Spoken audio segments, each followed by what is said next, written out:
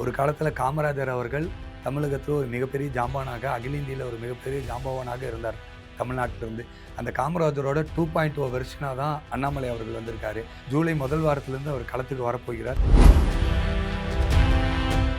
கடந்த சட்டமன்ற தேர்தல் மனசை ரொம்ப பாதித்திருந்தது. ஆனால் 2026 நம்ம மாற்றா நாம தான் அப்படின்னு சொல்லிட்டு இருக்கும் பொழுது மறுபடியும் திருப்பி திராவிட கட்சிகள் பின்னாடியே போய் திராவிட கட்சிகள் அவர்களையே முதலமைச்சர்னு சொல்லி மக்களே ஏற்றுக்கொள்ளக்கூடாத தலைவர்கள் எல்லாம் நாம் ஏற்றுக்கிட்டு நாம் அவங்கள முதலமைச்சர் வேட்பாளராக சொல்லி அதோட விளைவுகள் நம்ம சந்தித்ததுக்கப்புறம் மக்கள் இந்த 2 திராவிட கட்சிகளையுமே வெறுக்கிறாங்க அப்படின்றது போன பாராளுமன்ற தேர்தலே தெரிஞ்சு அதோடைய வெளிப்பாடு தான் இந்த தடவை இந்த அளவுக்கு பெரிய விஷயமா வந்துச்சு. தமிழக வரலாற்றிலேயே நீங்கள் பார்த்தீங்கன்னா தெரியும், இதுக்கு முன்னாடி வரைக்கும் டிஎம்கே தான் ஏடிஎம்கேவை துவச்சி எடுப்பாங்க, பிஜேபியை துவச்சி எடுப்பாங்க. டிஎம்கே எப்போவுமே ஒரு அஃபென்ஸ் கேம் தான் ஆடிட்டு இருப்பாங்க. நம்ம டிஃபென்ஸாக தான் இருக்கும். ஆனால் அண்ணாமலை அண்ணன் வருகைக்கு அப்புறம் முதல் முறையாக திராவிட முன்னேற்ற கழகம் எந்தவித அஃபென்ஸும் எடுக்க முடியறதில்லை. திமுக திணறுனாங்க, அவங்களால டிஃபெண்டே பண்ண முடியாமல் திணறக்கூடிய சூழ்நிலை இருந்துச்சு. அதை அறுவடை தான் விஜய் பண்ணாரே தவிர இந்தியாவிலே வேறு யாரும் இல்லாத அளவுக்கு தமிழ்நாட்டில் வேறு யாரை நீங்கள் சொல்லுங்கள், இந்த அளவுக்கு அறிவாற்றல், இந்த அளவுக்கு எளிமையாக பழகக்கூடியவர்கள், இந்த அளவுக்கு கம்யூனிகேஷனு, இந்த அளவுக்கு தைரியம் எல்லாமே இருக்கக்கூடிய ஒரு தமிழன் இன்னைக்கு அண்ணாமலை மட்டும்தான். பேசு தமிழா பேசு நேயர்களுக்கு வணக்கம். இன்றைய சிறப்பு நேர்காணலில் நம்மோடு இணைந்திருக்கும் சிறப்பு விருந்தினர் சமீபத்தில் பாஜகவிலிருந்து விலகிய திரு பொள்ளாச்சி வசந்தராஜன் அவர்கள். வணக்கம் சார். வணக்கம்ண்ணா. உங்களுடைய வாழ்க்கையில் ஒரு சரிபாதியான நாட்களை பாஜகவில் பயணிச்சிருந்தீங்க. என்ன காரணம் இந்த முடிவுக்கு? 28 வருடங்களாக பயணித்த ஒரு நபர், ஒரு சித்தாந்த ரீதியாக பயணித்த ஒரு நபர், கொள்கை ரீதியாக பயணித்த ஒரு நபர் திடீர்னு வெளியில் வர்றது அப்படிங்கிறது எப்படி மக்கள் ஏற்றுப்பாங்க? ஃபஸ்ட்டு நீங்கள் எப்படி அதுலேருந்து வெளியில் வந்தீங்க? அப்படி இல்லை, நாம் நீண்ட நாட்களாக பாரதிய ஜனதா கட்சியில் பயணித்தால் கூட கடந்த சட்டமன்ற தேர்தல் மனசை ரொம்ப பாதித்திருந்தது. நம்ம தொடர்ந்து திராவிட கட்சிகளுக்கு மாற்றாக பிஜேபி வரும் அப்படின்ற ஒரு எண்ணத்தில் தான் ரொம்ப நாளாக பயணித்தோம். வளர்ச்சியை தரும் நேர்மையான அரசியல் இதெல்லாம் முன்னெடுத்து பாரதிய ஜனதா கட்சியில் பயணித்துட்டே இருந்தோம். அதுக்கான ஸ்பேஸ் 2024 நமக்கு நல்லா கிடச்சிது. பிஜேபியை மக்கள் எதிர்கட்சியாக பார்த்தாங்க. ஒரு நோட்டா கட்சி, மதவாத கட்சி, வட இந்திய கட்சி, உயர் ஜாதியினர் கட்சி அப்படின்னு சொல்லிட்டு இருந்த பாரதிய ஜனதா கட்சியை தமிழ்நாடு மக்கள் ஏற்றுக்கொண்டு அது எதிர்கட்சியாக மக்கள் பார்க்க ஆரம்பித்தார்கள். வாக்கும் ரொம்ப வாக்களித்தார்கள். அதனால் பிஜேபி மக்கள் பிஜேபியோட தொண்டர்களுக்கெல்லாம் மிகப்பெரிய ஒரு மரியாதை, பிஜேபி தொண்டர்கள்லாம் மிகப்பெரிய ஒரு நம்பிக்கை இருந்தது. ஆனால் 2026 நம்ம மாற்றா நாம தான் அப்படின்னு சொல்லிட்டு இருக்கும் பொழுது மறுபடியும் திருப்பி திராவிட கட்சிகள் பின்னாடியே போய் திராவிட கட்சிகள் அவர்களையே முதலமைச்சர்னு சொல்லி மக்களே ஏற்றுக்கொள்ளக்கூடாத தலைவர்கள் எல்லாம் நாம் ஏற்றுக்கிட்டு நாம் அவங்கள முதலமைச்சர் வேட்பாளராக சொல்லி அதோட விளைவுகள் நம்ம சந்தித்ததுக்கப்புறம் தமிழ்நாடு மக்கள் தொடர்ந்து புறக்கணித்து விட்டார்கள். உங்களுடைய வாதத்திலே வச்சுக்கிட்டோம் அப்படின்னா 2024 தேர்தல் அப்படிங்கிறது ஒரு பாராளுமன்ற தேர்தல், அதுவும் பிரதமருக்கான தேர்தல். மத்தியில் யார் ஆட்சியில் இருக்கணும் இருக்கக்கூடாது அப்படிங்கிறதுக்கான ஒரு தேர்தல். பாஜகவுக்கான பிரசன்ஸ் அப்படிங்கிறது ஆப்வியஸ்லாக இருக்கும். ஸோ அவங்களுக்கு தான் ஒரு பிஎம் கேண்டிடேட் இருக்காங்க. திமுக சைடு பார்த்தோம்னா காங்கிரஸ் சைடில் ராகுல் காந்தி பிரதமர் வேட்பாளராக இருக்கார். ஸோ அப்படிங்கிறப்போ பாஜகவுக்கான ஸ்பேஸ் இங்கே இருக்கும். ஆனால் 2026 தேர்தல் அப்படிங்கிறது முதலமைச்சருக்கான தேர்தல். முதலமைச்சராக யார் இருக்கணும், யார் ஆட்சியில் இருக்கக்கூடாது அப்படிங்கிறதுக்கான ஒரு தேர்தல். அப்படிங்கிறப்போ பாஜகவுக்கான இங்கே ஸ்பேஸ் என்னவா இருக்கும்? யாரை முதலமைச்சர் வேட்பாளராக முன்னிறுத்தும்? ஒருவேளை தனியாக நின்றுருந்தா கூட, ஸோ தனியாக நின்றுருந்தா யார் நம்ம கூட கூட்டணி வருவாங்க அப்படிங்கிற ஒரு கேள்வி இருக்குது. கூட்டணி இல்லாமல் இங்கே ஒரு தேர்தல் நம்மளால் சந்திக்க முடியுமா? அந்த அளவுக்கு நமக்கான அந்த கிராஸ் ரூட் லெவல் ஸ்பேஸ் இருக்கான்னு கேள்வி இருக்குல்ல. ஆனால் பாரதிய ஜனதா கட்சி பார்த்திங்கன்னா கடந்த 4-5 ஆண்டுகளில் ரொம்ப பெரிய வளர்ச்சி எட்டி இருந்துச்சு. பாரதிய ஜனதா கட்சி கூட நிறையா கட்சிகள் கூட்டணியாக இருந்துச்சு. நீங்கள் வட தமிழ்நாடில் பாமக நம்ம கூட கூட்டணியில் இருந்தாங்க, தென் தமிழ்நாட்டில் டிடிவி அவர்கள் கூட்டணியாக இருந்தாங்க. அதனால் பிஜேபிக்கு கூட அலையன்ஸை ஏற்றுக்கிட்டு என்டிஏ அலையன்ஸில் ஏற்றுக்கிட்டு 2024 இருந்தவங்க எல்லோரும் இருந்தாங்க. ஆனால் ஏடிஎம்கே கூட அலையன்ஸில் இருந்தவங்க யாருமே இல்லை. ஏடிஎம்கே கூட அலையன்ஸில் இருந்த தேமுதிக கூட வெளியே போயிடுச்சு. பாரதிய ஜனதா கட்சியில் அண்ணாமலை அண்ணன் தலைமையில் ஒரு கூட்டணி ஏற்படுத்திய அதே கூட்டணி தான் 2024 தொடர்ந்ததே தவிர தனியாக ஏடிஎம்கே மட்டும்தான் இங்கே சேர்ந்து அவங்கள நம்ம முதலமைச்சர் கேண்டிடேட்டாக அறிவித்தோம். அண்ணாமலை அண்ணன் அவர்கள் தான் முதலமைச்சர் கேண்டிடேட்டாக இருப்பார் அப்படின்னு சொல்லி பாரதிய ஜனதா கட்சிக்காரங்க பொதுமக்கள் எல்லாரும் விரும்பினாங்க. நரேந்திர மோடி அவர்களுக்கு எவ்வளோ ஆதரவு இருந்துச்சோ அதே அளவுக்கு ஆதரவு அண்ணாமலை அண்ணனுக்கு வெகுவாக இருந்த காரணத்தினால தான் ஒரு பெரிய மாற்று சக்தியாக ஒரு 100 தொகுதி கிட்ட ஒரு ஆல்டர்னேட்டிவாக 1-2 ரேஸில் யார் வரான்றது தான் முக்கியம் சார். தமிழ்நாடு மக்கள் எப்போவுமே ஃபஸ்ட் அண்ட் செகண்டை தான் செலக்ட் பண்ணுவாங்க. இன்றைக்கி ஃபஸ்ட்டு ஓடிட்டு இருக்காங்க, நாளைக்கு செகண்டில் இருக்கவங்கள ஃபஸ்ட்டு ஓட வைப்பாங்களே தவிர தேர்டில் இருக்கவங்களை எப்போவுமே தமிழ்நாடு மக்கள் ஏற்றுக்கொள்ள மாட்டாங்க. அதனால் பிஜேபி முதல் முறையாக 1 and 2க்கு வந்திருந்தாங்க.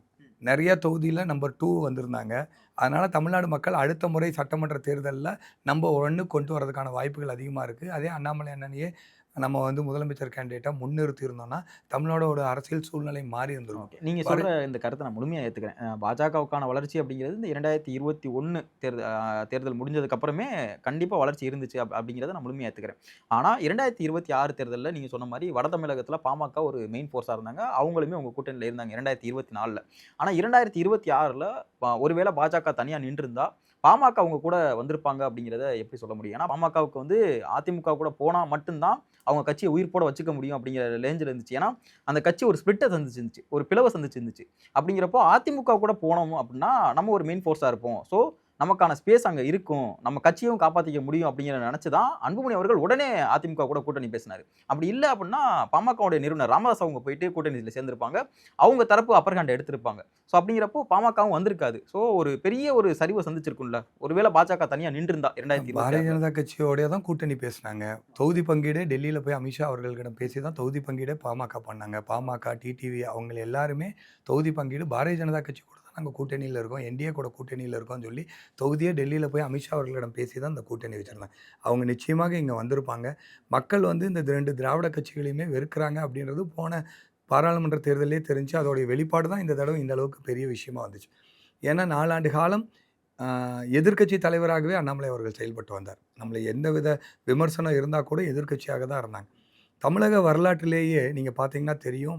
இதுக்கு முன்னாடி வரைக்கும் டிஎம்கே தான் ஏடிஎம்கேவ துவச்சு எடுப்பாங்க. பிஜேபிய துவச்சு எடுப்பாங்க. டிஎம்கே எப்பவுமே ஒரு அஃபென்ஸ் கேம் தான் ஆடிட்டு இருப்பாங்க. குற்றச்சாட்டுகளை வைக்கிறது. நம்ம வந்து டிஃபென்ஸா தான் இருக்கும். பிஜேபின்னா இல்ல நாங்க மதவாத கட்சி இல்லன்னு சொல்லணும். நாங்க வந்து வட இந்தியா கட்சி இல்லன்னு சொல்லணும். நாங்க தமிழர்களுக்கு எதிரான கட்சி இல்ல. நாங்க தமிழுக்கு ஆதரவான கட்சி. இந்த மாரி நம்ம டிஃபென்ஸ் ஆடிட்டே இருக்கிறத தான் காலங்காலமாக பார்த்துட்டு இருந்தோம். ஆனா அண்ணாமலை அண்ணன் வருகைக்கு அப்புறம் முதல் முறையாக திராவிட முன்னேற்ற கழகம் எந்தவித அஃபென்ஸும் எடுக்க முடியறதில்ல. அண்ணாமலை அண்ணன் வந்து அது வந்து நீங்க ஊழலுக்கு எதிரான கட்சி. நீங்க தலைவர்கள்லாம் ஊழலுக்கு எதிராங்க. திமுக தலைவர்கள் மீதெல்லாம் ஊழல் பட்டியல்லாம் வெளிய கொண்டு வரும்போது மக்கள்லாம் அத கேட்டாங்க.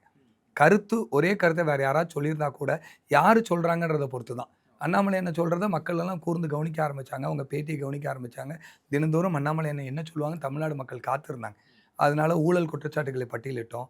மும்மொழி கொள்கைன்னு சொல்லும்போது, இதுக்கு முன்னாடி இருக்கவங்க டிஃபெண்ட் பண்ணிட்டே இருப்போம். மும்மொழி கொள்கை, நாங்க மும்மொழி கொள்கை நல்லது. நாங்க தமிழ்நாடு மக்கள் நல்லா படிச்சா நல்லது. 3 மொழி கிடைச்சா எக்ஸ்ட்ரா அட்வான்டேஜ்ன்னு டிஃபென்ஸ் பண்ணுவாங்க. அண்ணாமலை என்ன சொன்னாங்க, திமுகவோட கட்சிக்காரங்கலாம் 3 மொழி கொள்கையில் எத்தன பள்ளிக்கூடத்தில நடத்துறீங்க? ஸ்டாலின் குடும்பத்திலேயே நடத்துறீங்க. சொல்லும்போது, அவங்க ஒரு டிஃபென்ஸான சிச்சுவேஷன்ல இருந்தாங்க. பாலியல் குற்றச்சாட்டு. பல பாலியல் குற்றச்சாட்டுகளுக்கு திமுக உடைய நெருங்கிய நபர்கள், திமுகவோட அமைச்சர்களுக்கு தொடர்பு இருக்கு. நீங்க போதை குற்றச்சாட்டு, அது வந்து திமுகவுடைய குடும்பத்திற்கே தொடர்பு இருக்கு. சினிமா படத்த அவங்க வச்சு எடுக்குறாங்க. அது மாரி தொடர்ந்து திமுகவை அட்டாக் பண்ணக்கூடிய சூழ்நிலை முதலாக அண்ணாமலையோட காலத்தில தான் வந்துச்சு. பிஜேபிக்காரங்க, பொதுமக்கள் எல்லாரும் அத விரும்புனாங்க. திமுகவ முதல்ல அட்டாக் பண்றதே இந்த 5, 6 ஆண்டுகள்ல தான் வந்துச்சு. திமுக திணறுனாங்க. அவங்களால டிஃபெண்டே பண்ண முடியாம திணறக்கூடிய சூழ்நிலை இருந்துச்சு. அதை அறுவடை தான் விஜய் பண்ணாரே தவிர, விஜய் அவர்கள் அந்த திமுக மேல இவ்வளோ ஒரு குற்றச்சாட்டு இருக்கு அப்படின்றத அண்ணாமலை அண்ணன் எடுத்து வைத்தத மக்கள் ஏத்துக்கிட்டாங்க. அப்ப திமுக குடும்ப அரசியல், திமுகவுடைய ஊழல் ஆட்சி, திமுகவுடைய வேற ஒரு முகம் இது எல்லாத்தையும் மக்களுக்கு கொண்டு போய் சேர்த்தது அண்ணாமலை அவர்கள். களத்துல நீங்க வந்து சீஃப் மினிஸ்டர் கேண்டிடேட்டா அண்ணாமலை இன்னும் இல்லாதனால, அதை விஜய் அவர்கள் அறுவடை பண்ணார். விஜய் அவர்கள் எங்கேயுமே அண்ணாமலை அண்ணா அவர்களுக்கு எதிராக அந்த மாதிரியான கருத்துக்களை எடுத்து திமுகவுக்கு எதிரா எங்கேயுமே வைக்கல.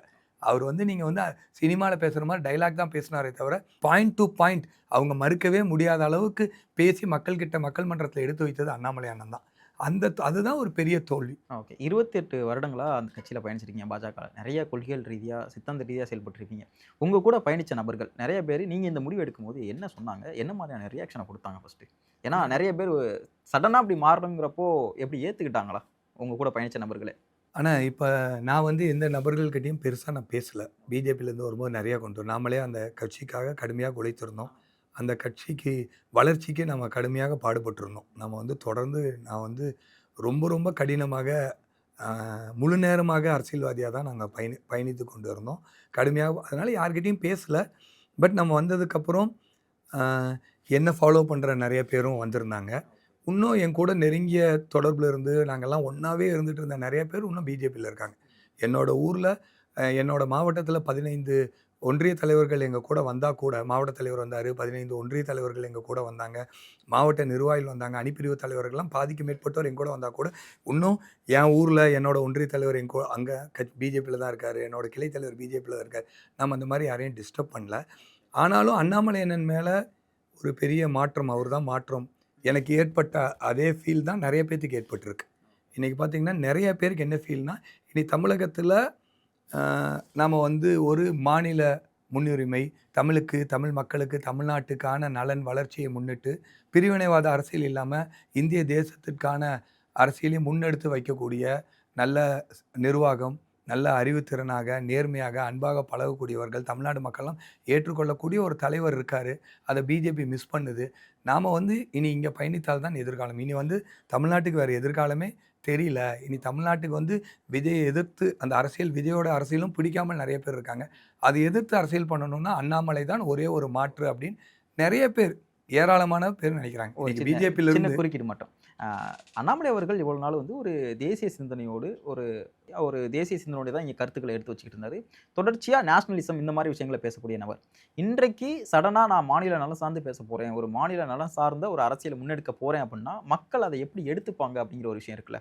ஸோ இன்னொரு விஷயம் இதிலே வந்து இன்னொரு கிளை கேள்வி என்ன கேட்கணும்னா, பாஜகவில இருந்து விலகிறேன் அப்படின்னா, நீங்க ஒரு பொறுப்புல இருந்து விலகுறேன் அப்படின்னா, ஒரு கடிதத்தை கொடுத்துட்டு விலகலாம்ல. எதற்காக நீங்க போயிட்டு உள்துறை அமைச்சரை சந்திக்கணும்? எதற்காக நிதின் நவீன் அவர்களை போய் சந்திக்கணும் அப்படிங்கிற ஒரு கேள்வியுமே மக்கள் முன்னாடி இல்ல. அப்போ மக்கள் என்னவா நினைப்பாங்க? பிஜேபியோடைய ஒரு பி டீமா தான் இவர் செயல்படுறாரோ அப்படிங்கிற ஒரு ஒரு பிம்பம் வந்து கட்டமைக்கப்படும். அதை எப்படி உடைக்க போறாரு அண்ணாமலை அவர்கள்? திரு அண்ணாமலை அவர்கள் தேசிய சிந்தனையோடு தான் செயல்படுறாரு. அவர் வந்து ஒரு பெரிய தேசபக்தர் தான். அதில வந்து எந்த மாற்று கருத்தும் இல்ல. அண்ணாமலை அண்ணன் ஆரம்பத்துல இருந்து தமிழ்நாட்டுடைய நலனுக்குன்னு வரும்போது தமிழ்நாட்டு பக்கம் தான் நின்றுருக்காரு. மேகதாது அணை கட்டும்பொழுது தஞ்சாவூர்ல போராட்டம் நடத்தினார். இதுவரைக்கும் அவருடைய முதல் போராட்டமே கர்நாடகாவை எதிர்த்து தான் எதிர்த்து தான் நான் நடத்தினார். நான் கர்நாடகா பார்த்தேன். இன்னைக்கு பிஜேபி இருந்துச்சு. பிஜேபி எதிர்த்து இதுவரைக்கும் அந்த மாரி யாரும் போராடல. இன்னைக்கு இருக்கக்கூடிய தமிழ்நாட்டுல இருக்கக்கூடிய தலைவர்கள் எல்லாருமே கடுமையாக உழைத்தாங்க பிஜேபி தலைவர். எங்க ஃபெயிலியர் ஆகுதுன்னா, டெல்லி அவங்க என்ன சொன்னாலும் அத வந்து சரி அப்படின்னு சொல்லக்கூடிய தலைவர்கள் தான் இருந்தாங்க. அதுல தமிழ்நாட்டு மக்களுக்கு தமிழ் நலனை சேர்ந்த சில விஷயத்துக்கு முரண்பாடாக இருந்தால், அதை எதிர்த்து சொல்வதற்கு யாருக்கும் தைரியம் இல்ல. நமக்கு எதுக்கு வம்புப்பா?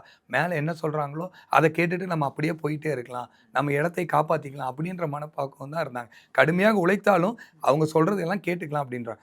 ஜென்ரலாங்க டெல்லியில இருக்கிறவங்க இந்தியா முழுவதும் பல்வேறு நல்லதை செஞ்சா கூட, இந்த மண்ணுக்கும், இந்த சூழ்நிலைக்கும், இந்த மக்களுக்கும் நெறைய வேறுபாடுகளும் இருக்கும். அண்ணாமலை அண்ணன் நீங்க அங்க அணை கட்டும்போது தைரியமா அணை கட்ட விடமாட்டேன். உன்னால முடிஞ்சா அணை கட்டிப் பாருன்னு சொல்லி போராட்டம் இருந்தார். கரெக்ட்டுங்களா? இங்க கூட்டணிய நான் ஏத்துக்க மாட்டேன்னு சொன்னாரு. இதுவரைக்கும் அந்த மாரி யாரும் சொன்னதில்ல. டெல்லியிலேயே வந்து இங்க தமிழ்நாட்டு கூட்டணி வேணா, தமிழ்நாட்டுக்கு அந்த சூழ்நிலை இல்ல. தமிழ்நாட்டு மக்கள் அதிமுகவையும், திமுகவையும் வெறுக்கிறாங்க. ஊழல்னு பேசிட்டா 2யும் பேசணும். அதனால நான் கூட்டணிக்கு நான் இருக்கிற வரைக்கும் கூட்டணிக்கு போக மாட்டேன். நீங்க எங்க வேணாலும் போய் கம்ப்ளைண்ட் பண்ணு. இப்படின்னு டெல்லிய எதிர்த்து பேசியது தமிழ்நாட்டு மக்கள் விரும்புனாங்க. நாங்க என்ன ஃபீல் பண்றோமோ, அதுக்கு டெல்லியிலிருந்து மாறாக ஒரு சிந்தனை வரும்போது எதிர்க்கக்கூடிய ஒரு தலைவன் இருக்கான்னு ஃபீல் பண்ணாங்க. மும்மொழிக் கொள்கை. மும்மொழிக் கொள்கை தமிழ்நாட்டுக்கு வேணும். நல்லது தான். ஒரு மொழி அதிகமா படித்தா நல்லது தான். நாலேட்ஜ் அதிகமா வரும். சிறு வயதில படிக்கிறனால ஒரு மொழி அதிகமா பணக்கார பசங்க படிக்கிறாங்க. ஏறத்தாழ 50% மக்கள் சிபிஎஸ்சில படிக்கிறாங்க. 50% ஸ்டேட் போர்ட்ல படிக்கிறாங்க. அந்த 50% பணக்கார மக்கள் இன்னொரு மொழிய படிக்கும்போது, ஏன் ஏழை மாணவன் ஒரு மொழிய படிக்கக்கூடாது? நீங்க நடத்துற எல்லா ஸ்கூல்லயும் 3 மொழி இருக்கு. உங்க குழந்தைங்க எல்லாம் எல்லா திமுக அமைச்சரோட குழந்தைங்களும் 3 மொழி படிக்கிறீங்க. ஏன் ஏழை படிக்கக்கூடாது? விருப்பம் இருக்கிறவங்க படிக்கட்டும். நீங்க தொந்தரவு பண்ணாதீங்க. நீங்க படிக்கக்கூடாதுன்ற திணிக்காதீங்கன்ற ஸ்ட்ராங்கா கையெழுத்து வாங்கி முதல்ல திமுகவே திணறுச்சு. இந்த மொழி பிரச்சனைய. ஆனா 2029ல தான் 9ஆம் கிளாஸுக்கு தேர்வு நடத்த போறோம். 3வது மொழின்னு சொல்லிட்டு 2 மாதத்துக்கு முன்னாடி திடீர்னு வந்து 3வது மொழி தேர்வை இந்த வருஷமே எழுதுனா எப்படி ஒரு மாணவனுக்கு ஏற்கனவே சுமை இருக்கு. ஒரு மாணவன் புதுசா இந்த வருஷத்திலேயே முதல்னு இன்னொரு 3வது மொழியை படித்து தேர்வு எழுதுறதுக்கு எப்படி தயாராக முடியுன்றத தைரியமா எதிர்த்தார். இதை வந்து தமிழ்நாடு மக்கள் விரும்புறாங்க. ஒரு தமிழன் இவ்வளோ பெரிய பவர்ஃபுல்லா இருக்கிறது தமிழ்நாடு மக்கள் எப்பவுமே விரும்புவாங்க. காமராஜர் தமிழ்நாட்டுக்கு ஒரு மிகப்பெரிய ஒரு ஆட்சியை குடுத்திருக்காரு. மிகப்பெரிய ஒரு ஐகானா இருக்காரு. இந்தியாவே வழிகாட்டக்கூடிய ஒரு தலைவரா இருந்தாங்க. அது தமிழ்நாடு மக்கள் விரும்புனாங்க. தேசிய சிந்தனையோட தான் இருந்தாங்க தமிழ்நாடு மக்கள். காமராஜர் ஏன் ஒரு தமிழன் இவ்வளோ ஆக்கப்பூர்வமா இருக்கிறனால விரும்புனாங்க. ஒரு தமிழன் இன்னைக்கு வந்து இந்த அளவுக்கு இந்தியாவிலே வேற யாரும் இல்லாத அளவுக்கு ஒரு தமிழ்நாட்டுல வேற யார நீங்க சொல்லுங்க. இந்த அளவுக்கு அறிவாற்றல், இந்த அளவுக்கு எளிமையா பழகக்கூடியவர்கள், இந்த அளவுக்கு கம்யூனிகேஷனு, இந்த அளவுக்கு தைரியம் எல்லாமே இருக்கக்கூடிய ஒரு தமிழன் வந்து இன்னைக்கு அண்ணாமலை மட்டும் தான். ஓகே. அப்போ தொடக்கத்துல இருந்தே இந்த நீங்க சொன்ன மாரி மாநில நலம் சார்ந்த விஷயங்கள அண்ணாமலை அவர்கள் முன்னெடுத்தாரு. பாஜகவுல இருந்தா கூட அவர் மாநில நலம் சார்ந்த விஷயங்கள மட்டும் தான் அவர் முன்னெடுத்துக்கிட்டு இருந்தாரு. தமிழ்நாட்டு நலன ரொம்ப கருத்துல கொண்டாரு அப்படிங்கிற மாரி பேசியிருந்தீங்க. அப்போ அண்ணாமலை அவர்களுக்கு தொடக்க காலத்துல இருந்தே ஒரு விஷன் இருந்ததோ, ஸோ பாஜகவுல இருந்து நம்ம வெளியேறதுக்கான வாய்ப்புகள் நிறைய இருக்கு. நம்ம வேற ஒரு கட்சி தொடங்கினாலும், ஸோ பாருங்க நான் பாஜகவுல இருந்தாலும் நான் மாநில நலன் சார்ந்த விஷயங்கள தான் முன்னெடுத்திருக்கேன். தமிழ்நாட்டு மக்களுக்காக தான் நான் முன்னின்றுருக்கேன் அப்படிங்கிற ஒரு விஷயத்த நம்ம அப்புறமா கருத்துல வச்சுக்கலாம். ஸோ மக்கள் அத ஏத்துப்பாங்க அப்படிங்கிற ஒரு ஒரு தொலைநோக்கு பார்வை அண்ணாமலை அவர்களுக்கு தொடக்க காலத்துல இருந்தே இருந்ததோ? எனக்கு ஃபீல் இருக்கு. நான் வந்து பிஜேபியில இருந்தாலும் நான் இந்த தமிழ் தானே. தமிழ் தான் உயிர். தமிழ் வந்து பெரிய விஷயம். தமிழ் வந்து எமோஷனலுங்க. தமிழுக்கு நிகரான ஒரு மொழி இல்ல. நான் வந்து பிஜேபியில இருக்கிறனால இங்க இருக்க பிஜேபிக்காரங்கலாம் தமிழ வெறுக்கிறாங்கன்னு சொல்ல முடியுமா? தமிழ்நாட்ட வெறுக்கிறாங்கன்னு சொல்ல முடியுமா? நான் தமிழ் மக்களு. நான் பிஜேபி தமிழ் மொழியை என்னுடைய தாயாக நினைக்கக்கூடியவன். நான் வந்துட்டு தமிழ்நாட்டுல இருக்கேன். தமிழ்நாட்ட உயிரா வச்சுட்டு இருக்கேன். நான் பிஜேபி தேசப்பற்றாளனா இருக்கேன். அதனால நம்ம வந்து இது வந்து நாடகத்துக்கோ, பின்னாடி ஏதோ ஒரு எண்ணத்தை வைத்துக்கொண்டு செயல்படுறதில்ல. இது நேச்சுரல். மத்தவங்க எல்லாரும் தன்னுடைய பதவியை காப்பாத்திக் கொள்ள வேண்டும் என்பதற்காக சில முரண்பாடுகள் இருந்தா கூட அங்க சொன்னா டெல்லி அதை சரி செய்யும். ஆனா சொல்றதுக்கே யாருக்கும் எண்ணம் இல்ல.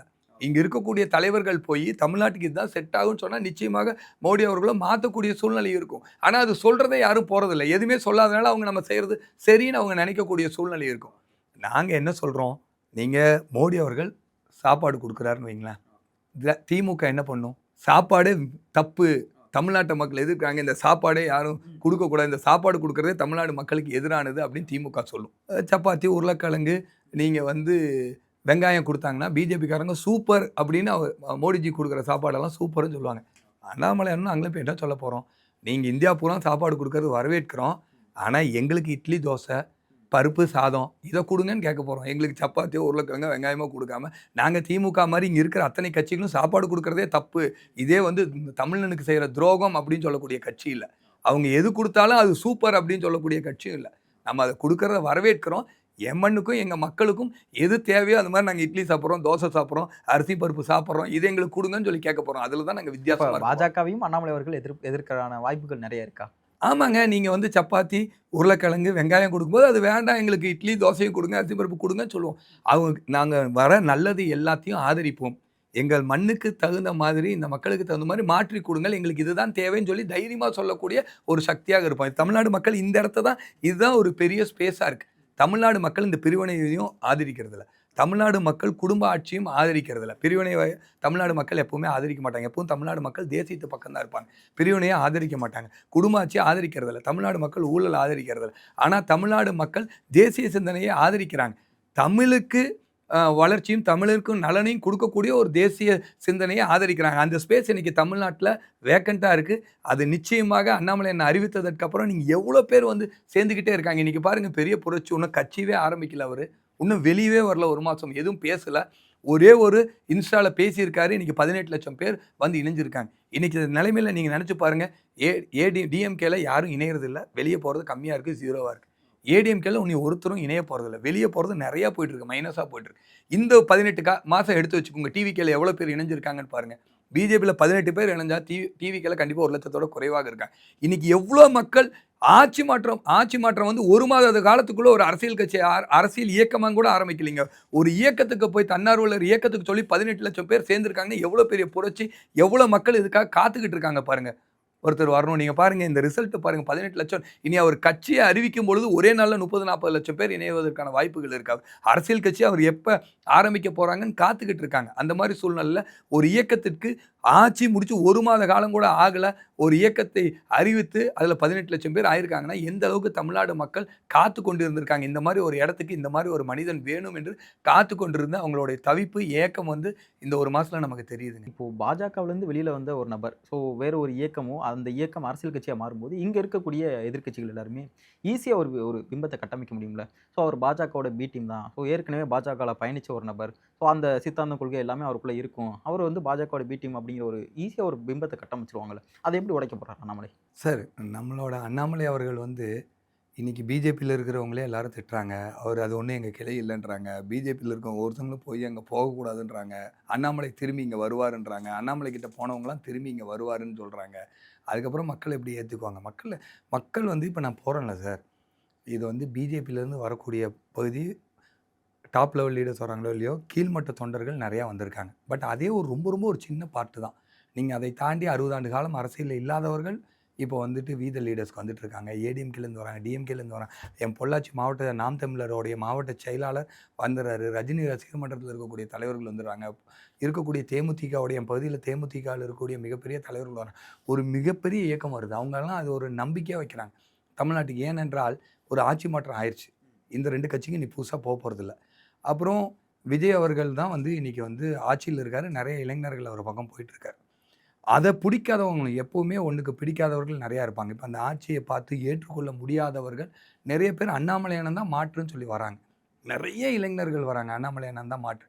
அதுவும் குறிப்பாக டவுன் சைடு தான் விஜய் அவர்களுக்கு ஆதரவு பெரிதாக இருந்ததே தவிர, கிராம மக்கள்லாம் ரொம்ப பாசமான மக்கள். அண்ணாமலை அண்ணனுடைய எளிமை, அன்பு, அவர் நடந்துக்கிறது, அவருடைய பேச்சை பார்த்து கிராம மக்கள்லாம் எங்கள் பகுதியில் வந்து பார்த்திங்கன்னா, கிராம மக்கள்லாம் ஊர் ஊராக கொத்து கொத்தாக அண்ணாமலை அண்ணன் பின்னாடி வந்துட்டுருக்காங்க. ஒரு மாற்றத்தை தரக்கூடியவர் அப்படின்னு சொல்லி வந்துட்டுருக்காங்க. நீங்கள் மக்கள் ஏற்றுக்க மாட்டாங்கன்னு சொன்னால் இப்போ களத்திலே தெரியுது. இல்ல மாற்றத்திற்கான ஸ்பேஸ் வந்து இங்க இருக்குன்னு இன்னும் நம்புறீங்களா? ஏற்கனவே மாற்றம் சொல்லி வந்து ஒரு கட்சி இன்னைக்கு ஆட்சிய பிடிச்சுட்டாங்க. ஸோ இன்னொரு ஆல்டர்னேட்டிவ் மக்கள் தேடி போவாங்கன்னு நினைக்கிறீங்களா? ஆல்மோஸ்ட் கிட்டத்தட்ட ஒரு 1.5 கோடி மக்கள் வந்து உங்களுக்கு வாக்களிச்சிருக்காங்க.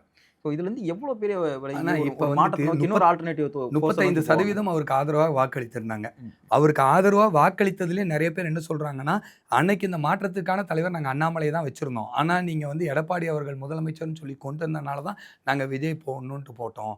நாங்க வந்து ஏன் ஏடிஎம்கே, டிஎம்கேக்கு போகக்கூடாது. மாற்றம் அண்ணாமலை தான் வச்சோம். ஆனா எங்களுக்கு வேற வழி இல்ல.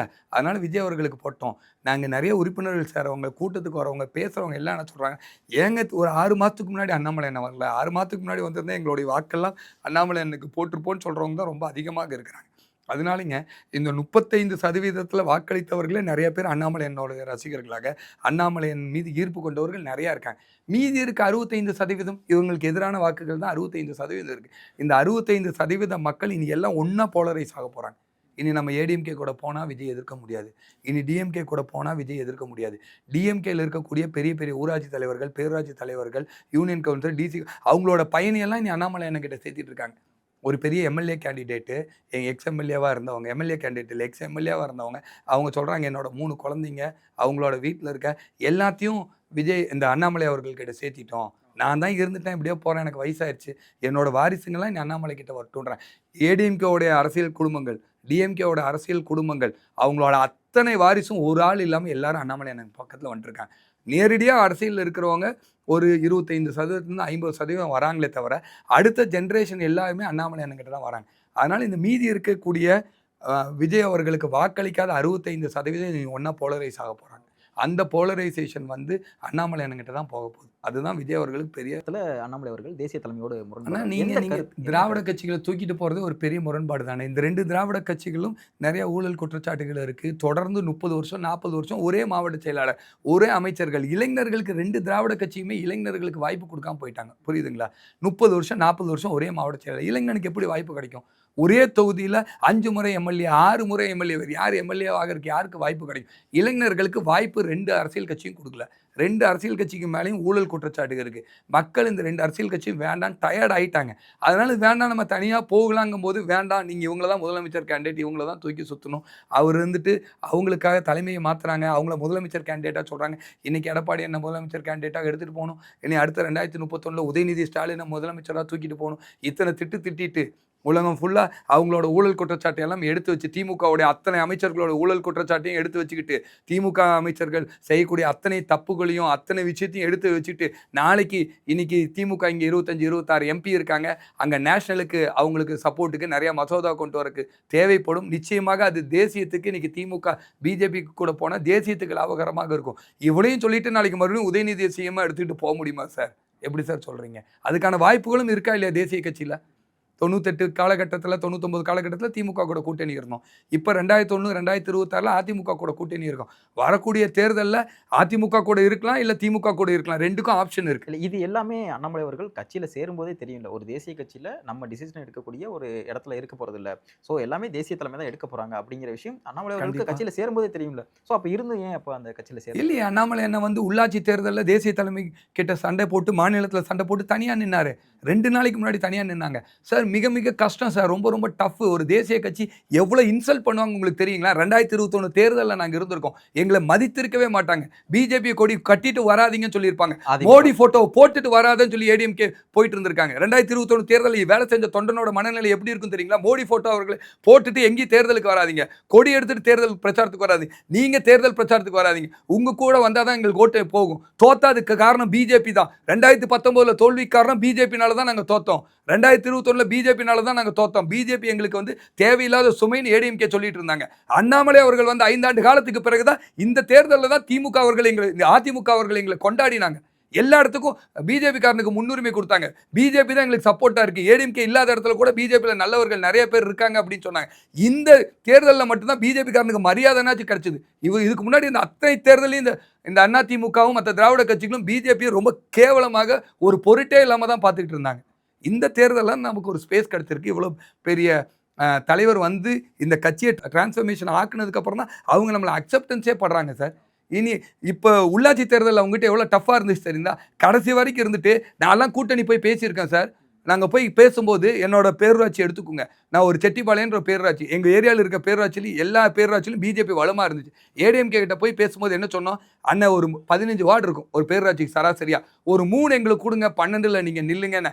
பிஜேபிக்கு ஒன்னே ஜாஸ்தி, ஒன்றுனே எங்ககிட்ட வாங்கன்னு எல்லா அதிமுக தலைவர்களும் எங்கிட்ட சொன்னாங்க சார். ஆனால் சில பேரூராட்சியில் நாங்கள் 2 வார்டு ஜெயிச்சிருக்கோம், ஏடிஎம்கே 1 வார்டும் கூட ஜெயிக்கல. ஆனால் நாங்கள் கேட்டது 3 தான், 1 தான் உங்களுக்கு கொடுப்போம். நாங்கள் எவ்வளோ அவமரியாதையாக இருக்கும் தெரியுங்களா உள்ளாட்சியில்.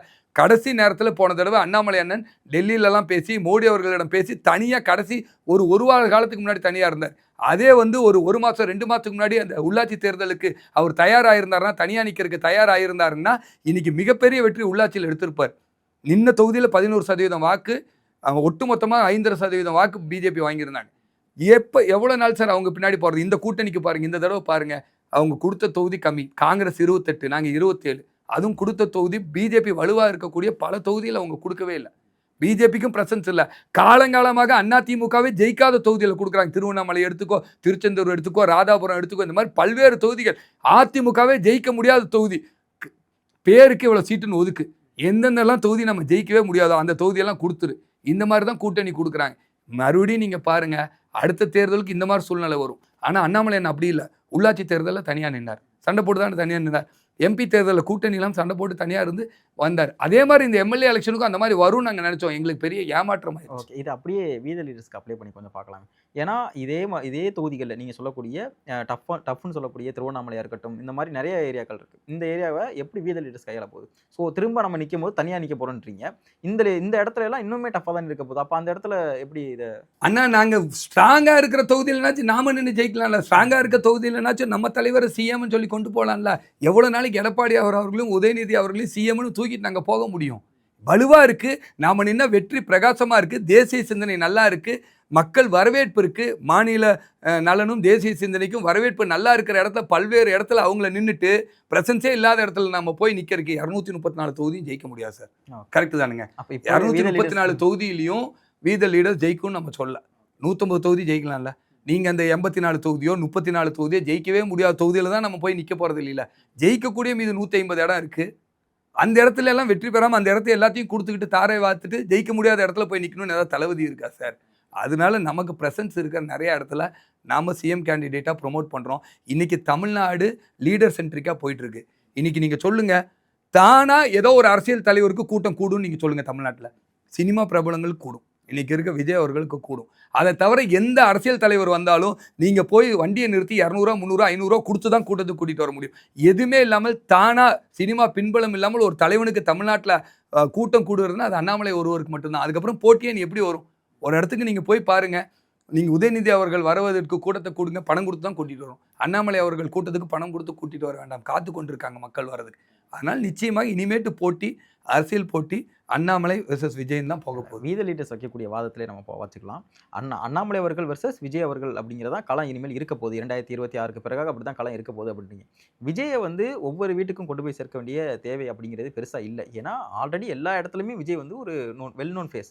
ஸோ அண்ணாமலை அவர்களை இப்படி கிராமம் தோறும் எப்படி கொண்டு போய் சேர்க்க போறீங்க வீத லீடர்ஸ்? ஆனால் அண்ணாமலை அதில் மிகப்பெரிய ஒரு சவால் இருக்குல்ல. இன்னைக்கு கிராமம் ஃபுல்லாக போனோம்னா, ஸோ ஒரு பிஜேபியில் இருந்த ஒரு பிஜேபியில் இருக்காரு அப்படின்னா அவர் ஓரளவுக்காச்சும் தெரியும். ஸோ ஒரு மோடி அவர்களை முன்னிறுத்தியோ, பிரதமரை முன்னிறுத்தியோ அவங்க வந்து நிறைய இடங்கள்ல பிரச்சாரம் பண்ணலாம், இது பண்ணலாம். இன்னைக்கு அண்ணாமலை அப்படிங்கிற ஒரு தனிப்பட்ட நபரை எப்படி கிராமம் ஃபுல்லா கொண்டு போய் சேர்க்கிறதுல ஒரு மிகப்பெரிய சவால் இருக்குல்ல?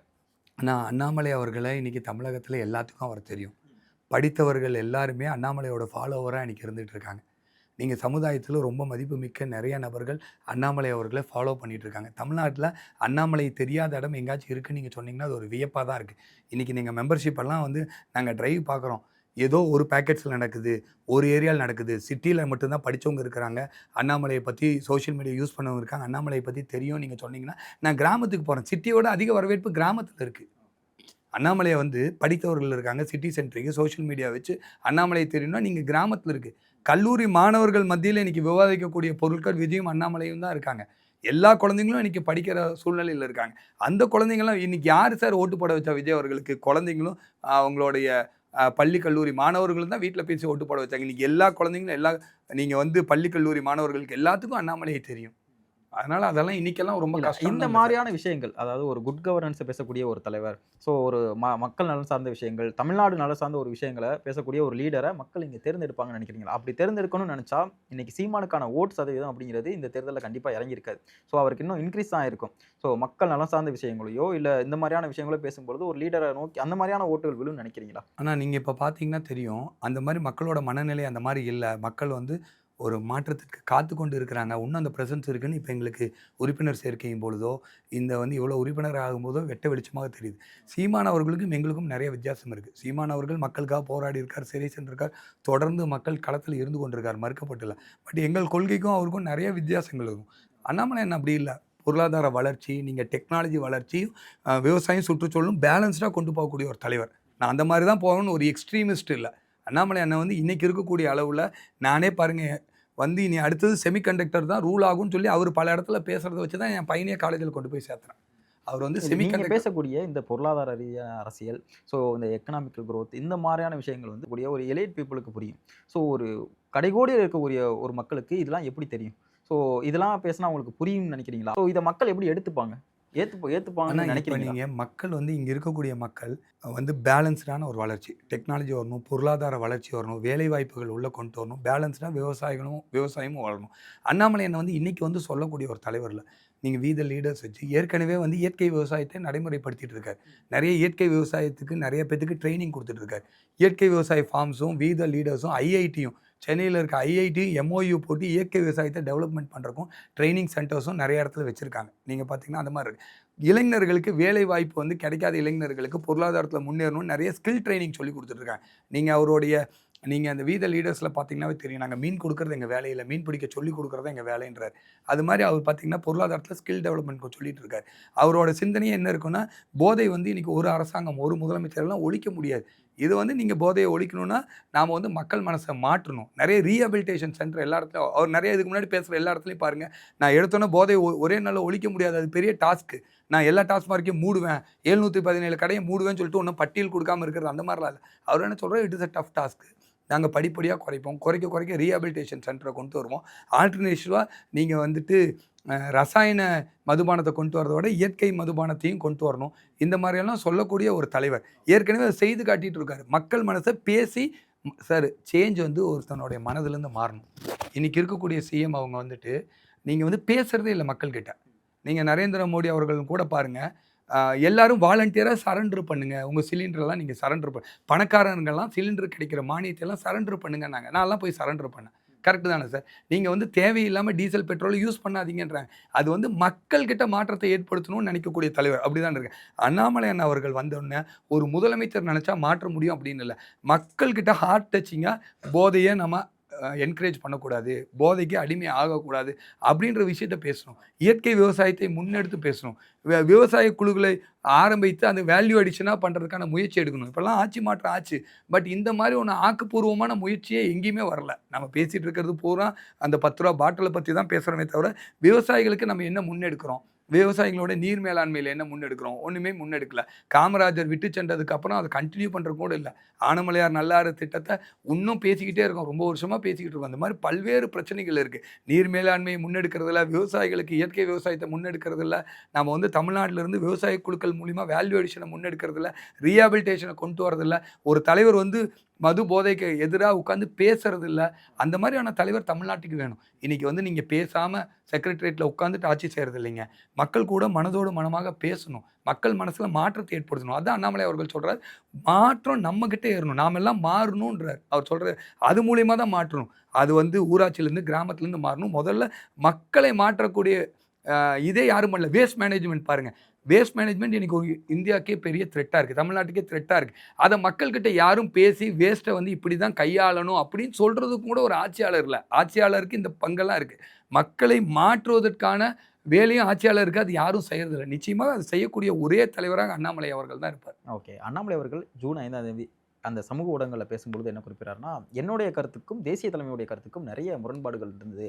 ஸோ 18 மாத காலமாகவே ஒரு அதிருப்தியில் இருந்தேன் அப்படிங்கிற மாதிரி தான் அவர் சொல்கிறார்.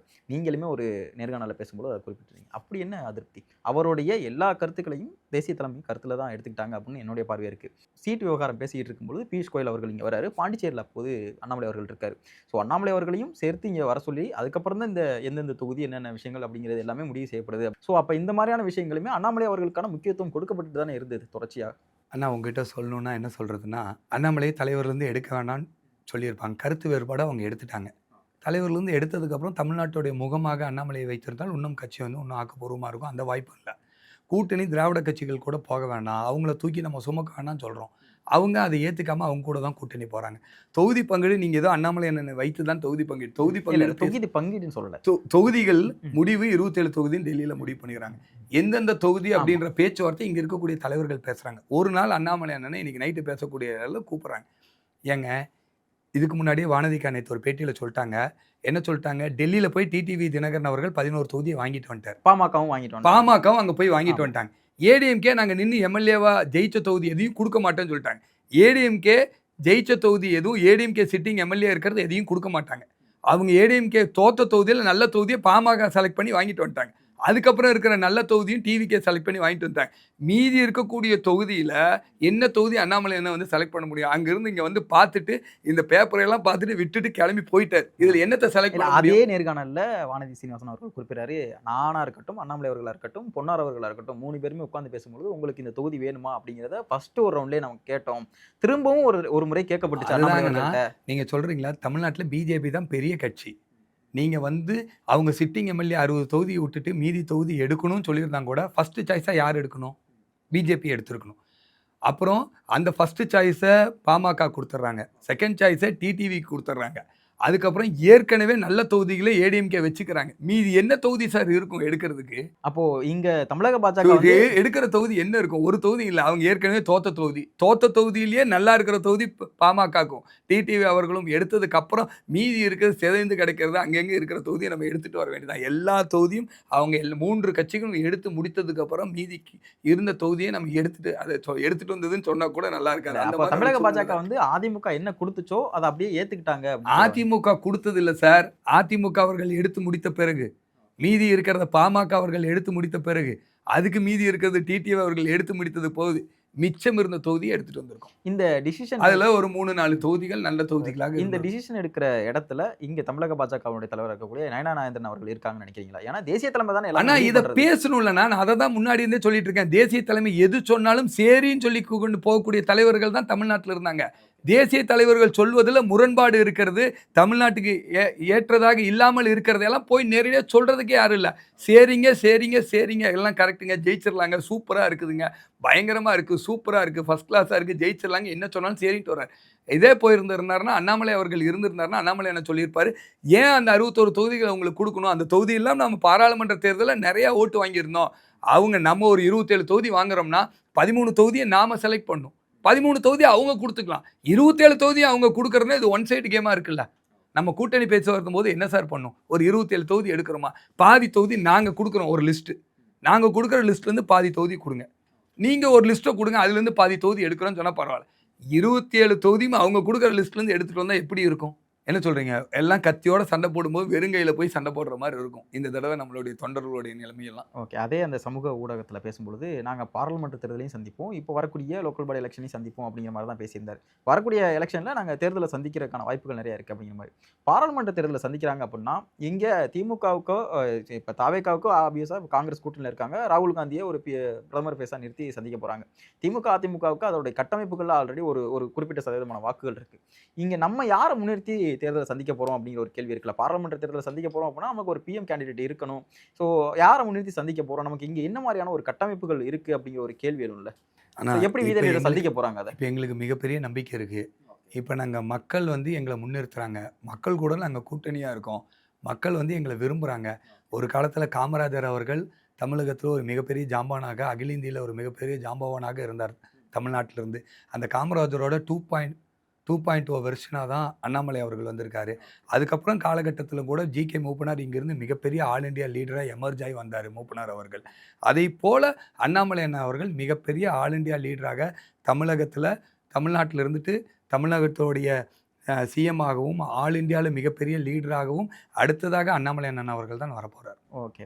இறுதியா ஒரே ஒரு கேள்வி மட்டும். இங்க தமிழகம் முழுக்க வீத லீடர்ஸ் ஒரு அடிப்படை கட்டமைப்புகள்ல, ஸோ அவங்களுடைய கட்டமைப்புகள என்னென்ன மாரியான ஒரு மாற்றங்கள கொண்டு வரதுக்கு, அவங்களுடைய வளர்ச்சிக்கான விஷயங்கள என்ன முன்னெடுக்கிறதுக்கான இருக்காங்க? ஆனா அண்ணாமலை அண்ணன் அவர்கள் அதுக்கான தயாரிப்பு பணியை செய்து கொண்டிருக்கிறார். ஜூலை முதல் வாரத்திலிருந்து அவர் களத்துக்கு வரப்போகிறார். ஏற்கனவே வீத லீடர்ஸ்ல பல்வேறு நல்ல விஷயங்கள் செய்து கொண்டிருக்காங்க. இன்னைக்கு நீங்க மத்த கட்சிக்கு இருக்க சேலஞ்ச் எங்க கட்சிக்கு இல்ல.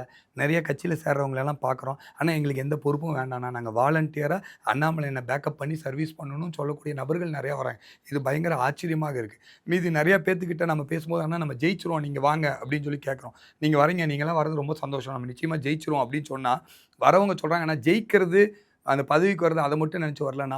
தோல்வியா இருந்தாலும் சரி, வெற்றியா இருந்தாலும் சரி, ஒரு நல்லவன் பின்னாடி, வீரன் பின்னாடி நின்னு தான் மறையணும் அப்படின்ற முடிவெடுத்து தான் இப்ப நாங்க வரோம்ன்னு சொல்றோம்." அதனால இங்க வரக்கூடிய நெறைய பேர் பொறுப்புகளோ, பதவிகளோ இந்த மாரி எதிர்த்து வரதில்ல. வாலண்டியரா சர்வீஸ் பண்ணணும், ஒரு மாற்றத்தை குடுக்கணும்னு நெனைக்கக்கூடிய வரவங்க தான் பெரும்பான்மையானவங்க இருக்காங்க. அண்ணாமலை அண்ணன் அதுக்கான தயாரிப்பு பணியை நெறைய செய்து கொண்டிருக்கார். ஜூலை முதல் வாரத்திலிருந்து மக்களோடு மக்களாக வரப்போறேன்றாரு. மக்களுக்கான பல்வேறு பிரச்சனைகள் புதிய அரசு இப்ப தான் வந்திருக்கு. புதிய அரசு வந்தோனே புதிய அரசுக்கு குறை சொல்லிக் கொண்டு இருக்குல்ல. இப்பவே வந்து நெறைய குறைகள் இருக்கு. ஆனா அதையெல்லாம் சொல்ல வேண்டாம். அவங்களுக்கு டைம் குடுக்கலாம். அவங்க என்ன பண்றாங்கன்னு பார்க்கலான்ட்டு இருக்காங்க. இப்பவே ஏராளமான இந்த 1 மாத காலத்திலேயே வாக்களித்தவர்கள் எல்லாம் ரொம்ப ஏற்புடையா இல்லாத சூழ்நிலைக்கு அவங்க நடந்துட்டு இருக்காங்க. இருந்தாலும் நம்ம டைம் குடுக்கணும். இப்ப போய் நம்ம குறை சொல்ற வேலைய விட்டு போட்டு, மக்கள்கிட்ட எண்ணத்தெல்லாம் மாற்றுவோம். மாறுவோம்னு சொல்றாங்க. அதனால ஃபர்ஸ்ட்டு மக்கள் வந்து மாறுறதுக்கான வேலைகள செய்யறதுக்கான சூழ்நிலைய அமைச்சுருவாங்க. பாருங்க விவசாயிகள்கிட்ட இருந்து இயற்கை விவசாயத்துக்கு மாறக்கூடிய ஒரு பெரிய சேலஞ்ச் நம்மகிட்ட இருக்கு. விவசாயிகள் தனி விவசாயிகளாக இல்லாமல் விவசாயிகள் குழுக்களாக இருந்து விவசாயிகள் வாழ்க்கையை முன்னேத்துறதுக்கான ஒரு சேலஞ்ச் இருக்கு. இளைஞர்களுக்கு நெறைய கைடன்ஸ் இல்ல. இளைஞர்களுக்கு திறன் திறன் கல்வியே இல்லாம இருக்கு. இளைஞர்கள் திறன் கல்விய குடுக்கணும். இளைஞர்களுக்கு எதிர்காலத்தில என்ன படிக்கணும்? எப்படி படிக்கணும்? அந்த மாரி ஒரு கைடன்ஸ் இல்லாத சூழ்நிலை இருக்கு. இளைஞர்கள் போதை வழியில போகக்கூடிய ஒரு சூழ்நிலை இருக்கு.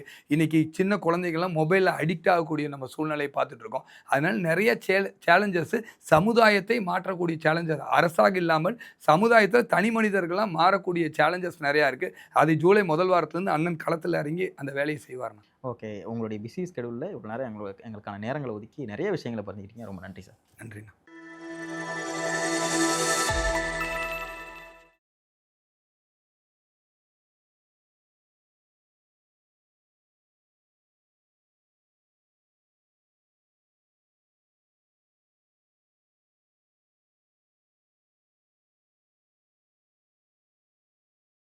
தமிழகத்தோடைய சிஎம் ஆகவும், ஆல் இண்டியால மிகப்பெரிய லீடராகவும் அடுத்ததாக அண்ணாமலை அண்ணன் அவர்கள் தான்